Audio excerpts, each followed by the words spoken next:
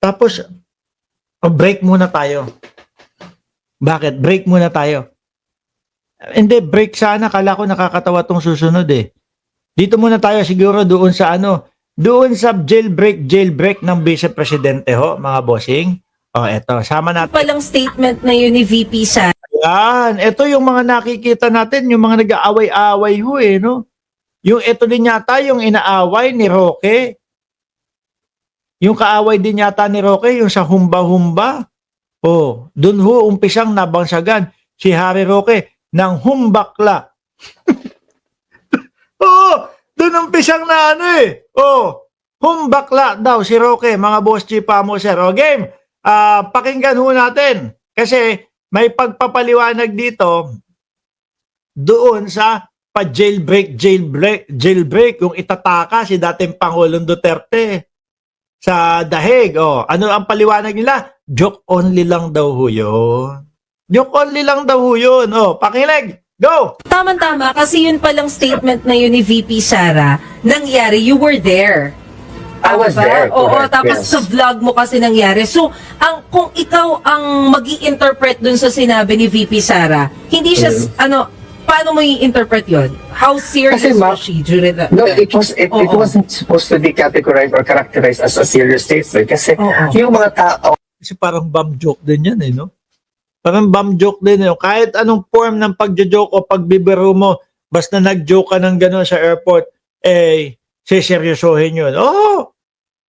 O di ba? Hindi pwedeng magbiro ng bomba ka sa airport, magugulo yung taong bayan. O ganyan din yan. Siyempre, sila seryoso sa loob. Tapos magbibiro-biro ka na i-jailbreak o itatakas ang dating Pangulong Duterte. Oh. on a Facebook Live kasi ma'am, nagko-comment na sila, kamusta na si former president, kailan makaka-uwi, ganito, ganyan. Then, VP Inday Sara engaged jokingly doon sa mga nag-comment doon sa Kaso, sineryoso ng ICC. Kaya hindi na pagbigyan yung interim release ng dating Pangulong Duterte dahil din sa joke na yan. Bukod pa ho sa walang tumatanggap na bansa kay dating Pangulong Duterte, sa kadahilanan ho siguro na kapag tinanggap nila, mawawalan sila ng parke, mawawalan sila ng mga street, kasama na yung pa-joke-joke na itataka si dating Pangulong Duterte. Total naman, hindi nyo nire-respeto ang ICC. Sige, dito na lang talaga sa amin ang dating Pangulong Duterte. Dahil baka pag binigyan namin ng interim release ang dating Pangulo ninyo, baka hindi nyo na isole ang dating Pangulo. Di ho ba mga kababayan? Ganun ang iniisip ko ho dyan, mga bossing. Nawalan ng tiwala sa kanila lalo. Tsaka yung Senado natin, isa din yun. Hindi mga marunong magtago, hindi mga marunong mahiya sa publiko o sa ICC na ito kami sa Pilipinas, no? Kung kinakailangan na ikulong ang dating Pangulong Duterte at papanagutin ang dating Pangulong Duterte, papanagutin namin. Sila hindi ho, may botohan pa. I-house arrest ang dating Pangulo. Ano nangyari sa botohan? Mga senador ng DDS, wala. Wala lang. Wala. Pinansin? Hindi. Ang ibinalik sa inyo, walang interim release.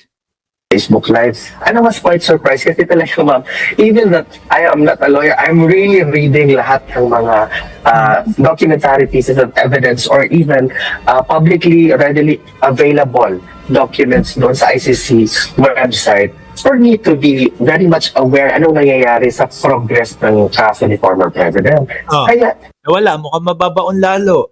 Tingin ko naman sinasadya nyo yan. Tingin ko sinasadya ng Vice Presidente na magtagal ang dating Pangulo dyan. Bakit to? Baka kailangan gamitin para sa 2028 election kasi yan yung magiging silbi niyan is maging paawa sa mga Pilipino para iboto si Inday Sara Duterte. Tingin ko yan ang silbi ng dating Pangulong Duterte. Baka nga tingin ko nagkausap na din yung dalawa. Sige, okay lang. Gamitin mo ako, no? Okay lang ako dito, masarap naman yung higaan ko, ayos naman yung kutsyon. Meron namang electric fan, may aircon, malamig naman dito sa dahig, may TV naman, may internet, nakakausap ko kayo, parang buhay OFW lang ako na hindi nagtatrabaho. Kaya sige, hanggang 2028, ayos lang, nadadalaw nyo naman ako, araw-araw, minuminuto. Madami naman kayong pera. Di ba? Kahit bilyon-bilyon ang bayad nyo kay Koopman kada taon. Okay lang. Nandiyan naman yung kapatid mo na si Pulong. Di ba? I was super shocked. I think it can be characterized as one of the reasons doon sa mga sa ito. Baka sinadya ni Sara Duterte yung jailbreak na yun para hindi makalabas ang dating Pangulo at magamit niya sa susunod na eleksyon ang kalagayan ng dating Pangulo, di ba? Criticism dito sa ICC because they rely heavy emphasis on these particular instances, media statements, which can be easily which could be characterized as easily verifiable, on whether or not it is stated on a serious or jokingly manner. Sorry, sineryoso ng ICC. Kaya ang nagdurusa, walang iba kundi ang dating Pangulong Duterte. But it was there in the decision, so I would like to believe that in the appeal of the defense team, Kasi dapat tahimik lang kayo. No? Tahimik lang ho sila, mga kababayan. The more na nagsasalita sila, the more na nababaon sila. Kaya nga, di ba, lagi sinasabi, may karapatan kang manahimik dahil lahat ng mga sasabihin mo ay pwedeng gamitin laban sa'yo. Yun na nga ang nangyari, laban sa dating Pangulong Duterte. they are going to lay the foundation as to the arguments why such a decision was reached by the pretrial chamber. Na sana binigyan talaga ng interim release. This is, para sa akin, ma'am, as a spectator, this is a matter of right. Isa din kayo sa dahilan kung bakit hindi nabigyan ng interim release yan. Kasi sinasakop nyo yung mga lugar ng mga bansa kagaya niyan. Yung parke diyan sa ICC, biglang naging Duterte Park. Yung street sa ICC, biglang naging Duterte Street. Tapos, ang gagawin nyo pa dyan, mag-aaway-away kayo dahil sa humba. Para kayong hindi mga pinapakain. Diba? Pero yung mga DDS, nando sa ibang bansa, tapos may mga kapulisan, may ibang mga lahi.